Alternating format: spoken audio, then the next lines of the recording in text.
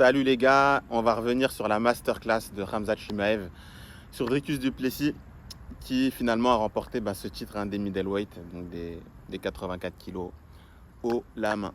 C'était une masterclass, une destruction, un échec et mat. Donc il a gagné par décision unanime, mais honnêtement c'était un combat à sens unique.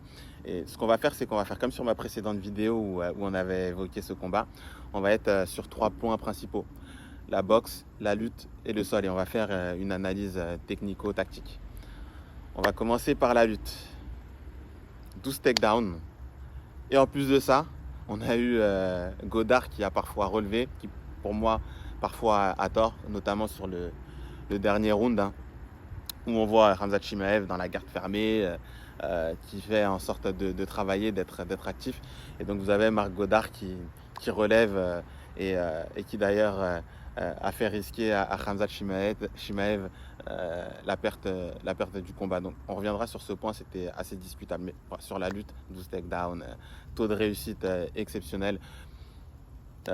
J'aime être respectueux vis-à-vis des combattants, mais honnêtement, on se demande si sur le camp, les paroles du coach de Dricus du Plessis n'ont pas été simplement des belles paroles. Parce que quand on voit sur le premier round, donc à l'entame du combat, un Dricus du Plessis il est en droitier.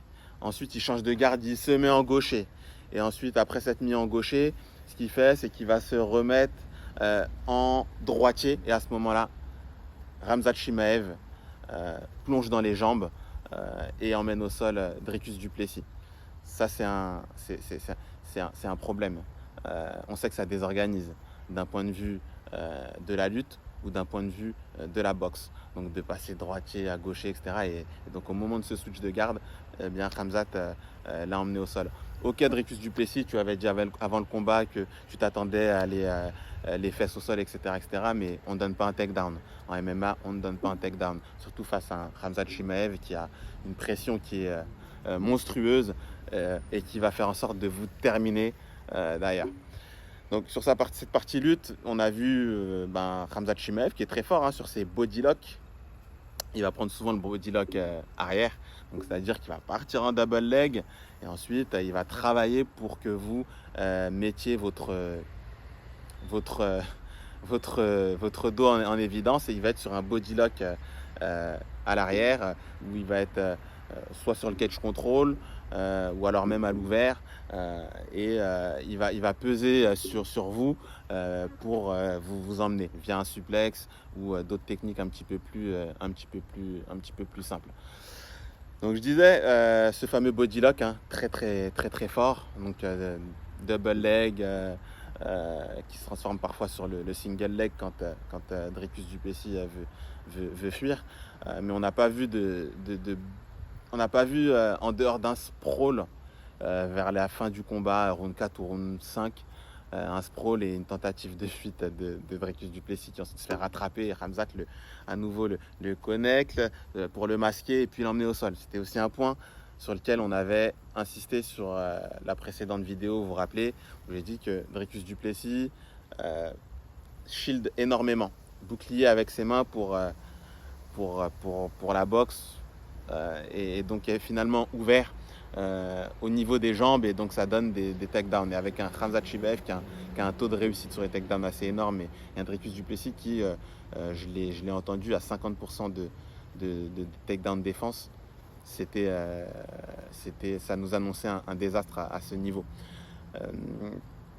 On peut faire la transition vers le sol. On peut en dire encore sur la lutte. Si j'ai d'autres choses à dire, j'y reviendrai, mais on va faire la transition sur le sol. Dricus du Plessis a donné une copie nulle. Donc autant si on se fait emmener au sol, ça peut arriver. Et puis face à un Chimaev, on aura des chances d'avoir les fesses au sol. Mais le problème, c'est qu'arrivé en dessous, vous donnez... Khamzat Chimaev va chercher, mais vous donnez... alors j'ai pas noté, mais il a donné une multitude de crucifixes. Le crucifix, vous savez, c'est la position où il est en 100 kg, vous lui avez abandonné le bras droit qu'il a absorbé, il isole votre tête, et puis ensuite il peut vous allumer à souhait.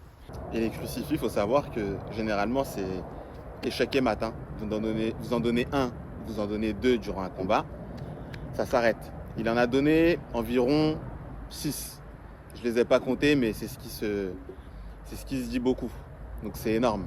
Alors, au niveau de la méthodologie de Khamzat Chimaev, vous avez, comme l'appelle si bien Gordon Ryan, le chest to chest ou chest to back. Chest to chest, c'est poitrine à poitrine, et chest to back, c'est poitrine à dos. Et vous avez eu ce Khamzat Chimaev très rigoureux quant à cette méthode, quant à ce système. Et ça lui a permis d'avoir un contact très proche et une pression très forte sur Dricus du Plessis. Dricus du Plessis n'a pas su s'en dépêtrer, et il n'a pas pris non plus plus de risques que cela. On le voit notamment au premier round, 100 kg, donc chest to chest, en 100 kg, avec un Khamzat Chimaev qui a un très bon underhook, donc pour empêcher Dricus du Plessis de pouvoir s'immiscer en dessous de son aisselle et puis pouvoir remonter en lutte,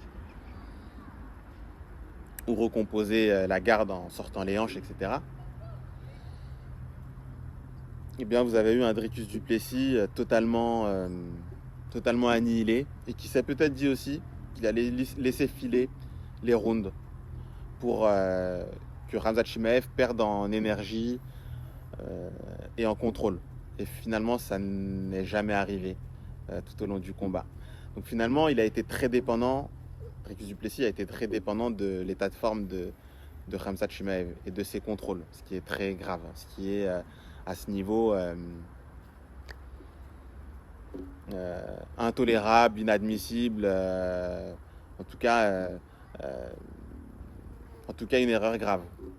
Alors il y a une petite guêpe qui est passée là, mais attention au Team Sambo Fighter, à cette guêpe. D'ailleurs, club de Samizran à Villejuif, n'hésitez pas à aller leur rendre visite. C'est un club de sambo sportif et sambo combat.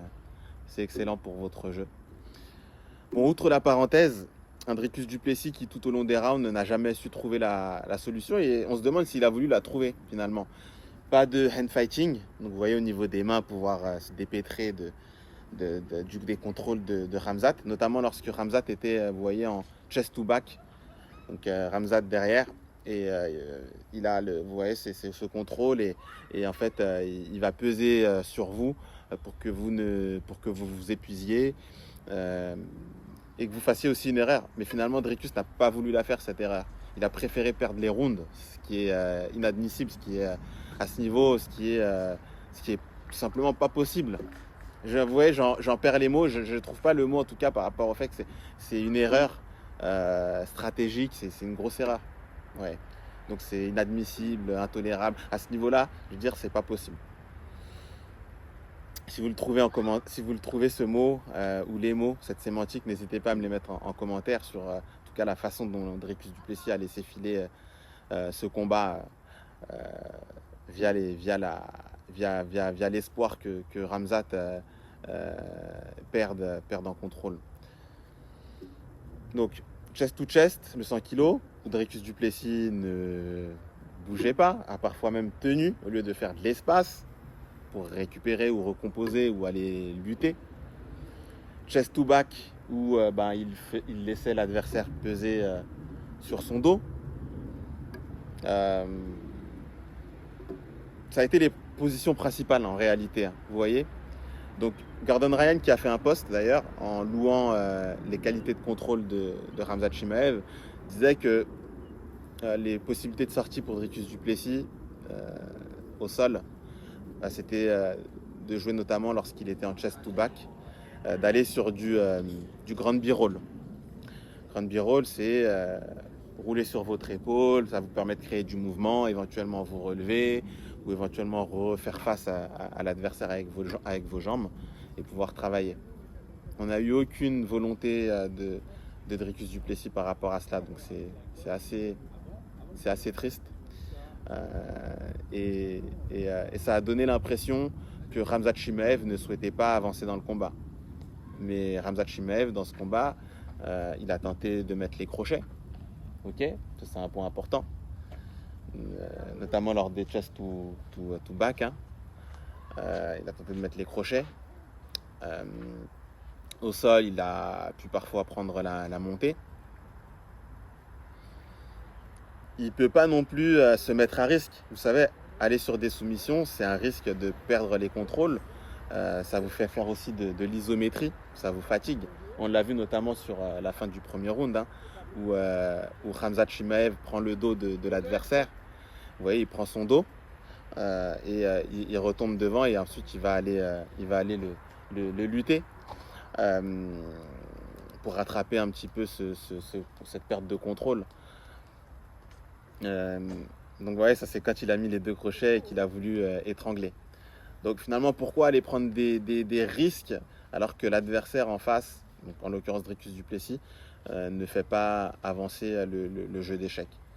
Autant en fait économiser un maximum d'énergie, avancer tout au long des rounds, faire de l'économie d'énergie, être très efficace, très efficient, faire du simple et puis prendre le titre. Je regarde si ça enregistre toujours. C'est bon, on est bien. Ça enregistre toujours, vous connaissez, hein. Pas de stockage, pas de trépied. On va investir, hein. Mais pour ça, il faut liker. N'hésitez pas à liker. Abonnez-vous à la chaîne YouTube et puis on va avancer. On va tout faire bien. Alors donc sur cette partie-ci au sol, impossibilité pour Dricus du Plessis impossibilité ou manque de volonté, manque de préparation éventuelle, à voir. Donc cette partie-ci du combat totalement à l'avantage de Khamzat Chimaev, qui a tenté pourtant de travailler, mais comme je vous l'ai dit, il va prendre le moindre risque possible et économiser un maximum d'énergie. Donc ça a été sur la partie sol. Sur la partie boxe, Khamzat n'a jamais laissé Dricus du Plessis démarrer. Vous voyez, il a très rapidement collé. À l'ouvert, à la cage. Il a beaucoup changé de garde aussi, Khamzat Chimaev. Envoyer les jambes, ça lui permet ensuite de raccourcir la distance, ensuite se rapprocher. Et suite à cela, venir coller. Et donc ça, c'est un point qui est un peu décevant de la part de Dricus du Plessis, c'est qu'on l'a jamais vu être en mode hachoir. Donc les distances dès qu'elle se rapproche, être en mesure de mettre des uppercuts, des feintes d'uppercuts, des feintes de genoux, des feintes de type. Ça, vous voyez, c'est un travail qui se fait en amont. C'est pas quand l'adversaire vous colle. Vous avez des déplacements à réaliser, vous avez des feintes de coups de pied et de coups de poing verticaux à réaliser. Des déplacements, on le disait, pour jouer parfois le toréador. Et c'est des points qui vont faire que votre peau va être plus cher en tout cas. Il faut que le lutteur, il faut jamais que vous soyez dans le tunnel du lutteur. Et en l'occurrence, Dricus du Plessis est toujours resté dans le tunnel de Khamzat Chimaev. Avec, je le rappelle encore, dans le premier round, les 5 premières secondes, Dricus du Plessis qui est en droitier. Dès que le combat démarre, il se met en gaucher, il se remet en droitier. Changer de garde, finalement, désorganise votre défense, que ce soit en boxe ou en lutte. Et donc, quand Dricus du Plessis a terminé de switcher de garde, il voit Khamzat démarrer et envoie un genou de façon très nonchalante. Ça, c'est pas convaincant. C'est pas convaincant. C'est pas ce qu'on attendait de Dricus du Plessis sur ce combat pour le titre. On peut se poser des questions quant à la préparation aussi de Dricus du Plessis avec son coach qui l'ouvre beaucoup, faut le dire, hein, qui parle beaucoup et qui veut d'ailleurs là une revanche contre Khamzat Chimaev et dit que Dricus du Plessis va le détruire. Peut-être encore pire, peut-être que le coach dit je vais le détruire, je vais détruire Khamzat. C'est pas lui déjà qui est dans la cage, premier point. Second point, on dirait qu'il y a beaucoup d'émotions dans ses déclarations. On l'avait vu déjà avant le combat, où il critiquait la boxe de Khamzat Chimaev en disant euh, qu'il avait une boxe en gros de M, voilà, vous avez compris. En fait, le trash talk laisse ça aux combattants s'ils veulent le faire. Mais toi, reste dans ton coaching, reste concentré sur la préparation de ton combattant. Et là, on se pose des questions. Sur le striking MMA où Dricus du Plessis était censé proposer du volume, de la variété, des feintes de frappeurs remontantes, du hachoir quand c'est dans la boîte à distance d'anglaise, quand c'est à distance de pied-point, être en mesure d'utiliser la variété dont on a parlé sur la précédente vidéo sur ma chaîne, avec ses high kicks, ses middle, etc. Attention à ne pas être saisi évidemment, mais tout ça se prépare, se time, permet de marquer des points, ensuite choisir ce qui va être intéressant face à un adversaire donné qui est un grappleur qui est Khamzat Chimaev. Sur la partie lutte, des attitudes en lutte qu'on n'a pas vu, hein. On n'a pas vu d'attitude en lutte. On n'a pas vu d'attitude en lutte. Et pourtant, ils avaient dit, ce coach encore qui parle de Dricus du Plessis, qui disait qu'ils attendaient la lutte de Khamzat Chimaev et qu'ils allaient le prendre à son propre jeu, de façon assez vulgaire en plus, hein.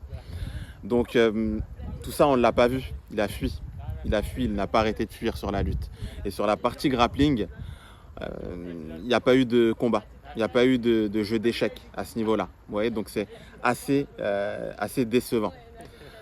Donc le coach de Dricus du Plessis qui demande une revanche. Aujourd'hui, je suis Dana White, je ne vois pas comment est-ce que je peux donner une revanche à Dricus du Plessis qui n'a strictement rien proposé. Il n'a strictement rien proposé, sauf d'attendre que Khamzat baisse de forme et puis pouvoir le cueillir à ce niveau-là. Ou avoir l'aide de l'arbitre de Marc Godard, hein, qui a relevé notamment sur le dernier round, alors que Khamzat Chimaev travaillait correctement dans la garde fermée et tentait d'être actif pour justement donner des signes d'activité à l'arbitre. Ça relève, Khamzat Chimaev va tenter un takedown, il se fait sprawler. Ensuite, il va avancer, il se fait joliment contrer par Dricus du Plessis avec un hanché. Un hanché d'une très jolie façon, parce qu'on n'a pas vu de jambes rentrer, de faucher à l'intérieur. On a vu le travail plutôt des hanches. Et puis ensuite, Dricus du Plessis prend la montée et va prendre le dos. Ça fait écouter à Khamzat Chimaev, parce que Dricus du Plessis va mettre le bras. On ne sait pas où est-ce qu'il était, mais il va mettre le bras, il met les crochets. Et là, Khamzat Chimaev, la black belt, hein, parce qu'il est passé d'ailleurs black belt de jiu-jitsu brésilien après le combat, qui intelligemment tend la jambe gauche pour pouvoir retirer le crochet gauche de Dricus du Plessis et puis faire glisser Dricus du Plessis vers l'avant et qui va perdre finalement son accroche, son avant-bras sous la gorge. Alors je regarde si ça continue de filmer, les gars. Vous connaissez le budget, hein. C'est bon, ça continue de filmer, c'est parfait. Les gars, c'est pour ça qu'il va falloir liker, hein. Liker et vous abonner à la chaîne, hein, parce qu'on a besoin de budget là pour la chaîne Lethal BJJ, hein. Alors trêve de plaisanterie. Non, il ne mérite pas Dricus du Plessis ne mérite pas de revanche actuellement. Oui, je suis Dana Black, pas Dana White, Dana Black. Il ne mérite pas de revanche vu ce qui a été proposé. Et malgré l'aide extérieure de Godard, hein, et qui lui a permis de repartir debout et donc de pousser encore à la faute Khamzat Chimaev, eh bien, on n'a rien vu de probant. Voilà. Dites-moi en commentaire, est-ce que Dricus du Plessis aurait dû prendre plus de risques, notamment au sol, en risquant finalement de s'exposer, hein, parce que 100 kg, je dois remonter, donc je risque des guillotines ou des dark chocs. En lutte, défendre la lutte de façon âpre, ce qui est quand même le b.a.-ba, il faut le faire, hein. On ne peut pas accepter d'aller sur les fesses, mais défendre la lutte, ça demande des compétences et ça peut fatiguer. Donc qu'est-ce que vous voyez par rapport à la lutte, ce qui pouvait être réalisé? On a quand même eu un élément de réponse d'ailleurs par rapport à la lutte, hein, sur ce fameux justement hanché de Dricus du Plessis qui emmène au sol Ramzat qui a été relevé de façon injuste, hein. Mais bon, il a été relevé, c'est un fait. Euh, c'est un fait. Et donc sur cette phase un peu gréco, judo, parce que justement il a des bases de judo, Dricus du Plessis, si je dis pas de bêtises, et il a pu emmener Ramzat Chimaev, qui pourtant est très fort en gréco aussi. Donc qu'est-ce qui aurait pu être fait par rapport à ça? Côté boxe, il y avait mieux à faire et empêcher de Ramzat de rapidement coller. Voilà. Un point aussi qui est important par rapport à Ramzat Chimaev, et j'ai notamment tweeté que Imavov pouvait apporter du danger face à Ramzat Chimaev, de par son explosivité de Nassourdine, hein, Imavov. Donc on m'a dit que non et que je m'étais trompé de rêve. On est peut-être aussi dans la culture de l'instant, hein. Ramzat a gagné hier, et donc il est dans l'esprit des gens. D'ailleurs, une grande partie de ces gens disaient qu'il allait gaz out, hein, après 3 rounds. Donc vous voyez comme les vestes aussi peuvent être parfois réversibles. et donc un Nassourdine qui explose bien peut mettre sur le recouloir Ramzat Chimaev. Évidemment, on y reviendra, hein, sur ce thème, hein, mais évidemment Ramzat Chimaev orienterait rapidement sur du grappling, surtout qu'ils ont déjà tourné ensemble, donc il irait grappler rapidement Nassourdine Imavov et il ne les laisserait pas s'exprimer. Mais on ne sait pas ce qui se passerait comme mouvement au sol si Nassourdine Imavov arrive à trouver des espaces pour ensuite mettre à contribution l'énergie et le cardio de Ramzat Chimaev. Et on aurait justement les possibilités de se relever, donc à Nassourdine Imavov de garder de l'explosivité pour pouvoir faire mal et marquer ses points, causer des dégâts sur Ramzat Chimaev qui n'a pas été, dès lors qu'il a été obligé, vous voyez, par les faits, hein, Godard, etc., dès qu'il a été obligé de boxer, ça n'a pas été fameux. On l'a vu beaucoup un peu tourner la tête sur les kicks. C'est pas la force de Nassourdine non plus, les kicks, hein. En tout cas, on a vu tourner la tête sur cette frappe, je disais, sur quelques combinaisons de Dricus, le 1-2, on a vu Ramzat reculer, etc. Donc c'est des indications quand même que il y a un axe pour aller exploiter des faiblesses chez Ramzat. Je regarde, ça filme toujours. On y est. Il y a des faiblesses qu'il faut pouvoir exploiter. Donc on reviendra sur qui peut venir gêner Ramzat Chimaev, et n'hésitez pas à me le mettre en commentaire, et si ce thème vous intéresse, on le traitera. Merci en tout cas pour votre attention, votre écoute. Je vais essayer de poster beaucoup plus. N'hésitez pas encore une fois à me faire des retours par rapport à ça, sur ce que vous voulez voir comme thème, etc. entre le MMA, le JJB et le grappling. Os.